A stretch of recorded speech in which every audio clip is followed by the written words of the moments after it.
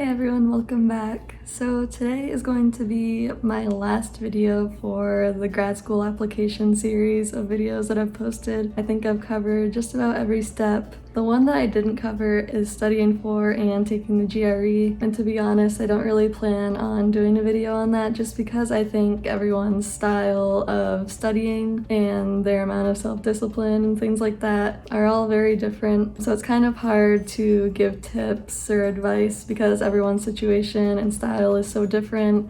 Like for example, if you kind of struggle with being self-disciplined and studying on your own, you might opt to take like a Kaplan test prep course or something like that.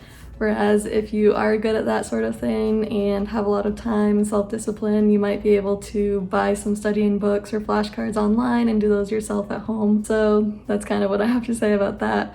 But I think it definitely depends on the person, so I wouldn't want to give you a bunch of advice that might not necessarily work for you. So today will be the last grad school video. I will still continue to post other things, so always feel free to give me ideas for future videos. But today I wanted to cover the only thing I haven't yet, which is writing your personal statement essays. So the first one I think that kind of surprises people is your personal statement shouldn't be too personal. So you want to have a good balance between being personal and sharing your motivations for wanting to get in the field, but also you want to come across as professional. I've always heard people say if you wouldn't share it on a first date, don't put it in your personal statement. It's not meant to be your life story or anything like that. Actually, most of them are pretty brief, like 2 pages, single-spaced. But the big thing I've always been told is don't talk about your own treatment or a treatment of someone you know or a family member. Honestly, from what I've heard, it's kind of viewed as a red flag if you do that, because I think they kind of get worried that maybe you're getting into the field for more personal reasons rather than to help others. So definitely try to find that balance between sharing things about yourself but not too much. The second thing I wanted to mention is get your personal statement essay reviewed by as many people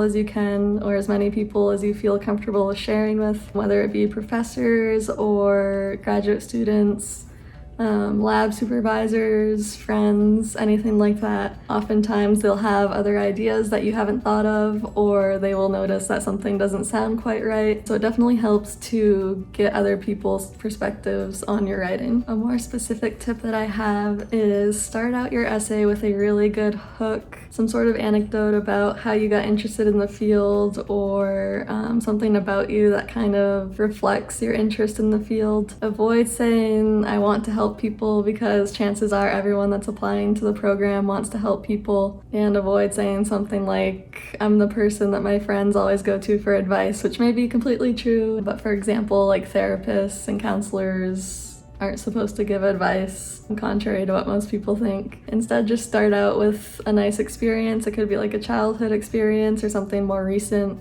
that really illustrates how you got into the field or how you got an interest in wanting to pursue a graduate degree in that field. Honestly, the more creative the better. I've heard some really awesome creative stories. Also, the more specific the better. They want specific examples. But another thing is, with this life experience that you're describing, you really want to focus on how you are unique. And what I mean by how are you unique, chances are that everyone who's applying to the program has great grades, has prior experience, wants to help people, but they want to know why you are a good fit for the program and what makes you different from everyone else, what you can bring to the program. In other words, why should they give you a spot in the class versus other applicants? You want to say this in a way that is convincing, but also not arrogant or comes off as being better than the others. Remain humble, but also don't be afraid to talk about your accomplishments and what makes you a good fit for the program and for the field. I would say the most important thing is focus on how you are a good fit for their program and how your prior experiences in undergrad or before that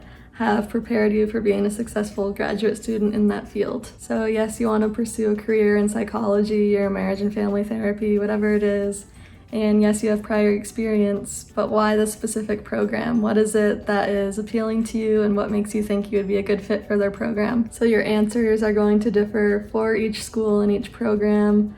but maybe it's that they have a certain specialty that you're interested in and have experience in, or a faculty member does some research that is a good fit for you. Whatever it is, just make sure you tell them why it is that you chose this program and what makes you a good fit for it. The other thing I wanted to mention is, unfortunately, personal statements aren't the same for each program or each school, so it's kind of a myth that you can just change the name of the school and send in the same essay. Most will ask you different things, and some even have their own specific prompts that they ask that aren't really related to what you would think a personal statement is about. They might just be random questions that they think would tell them a lot more about you. But either way, you can be pretty certain that a few things are always going to come up no matter what the prompt is. So I would say just start with an outline before you look at any of the prompts. In the outline, I would include your education, your experience, whether it be a job, internship, research lab, volunteering, preceptorships, anything like that. And then definitely include your goals and motivations for wanting to get into this type of program or this field.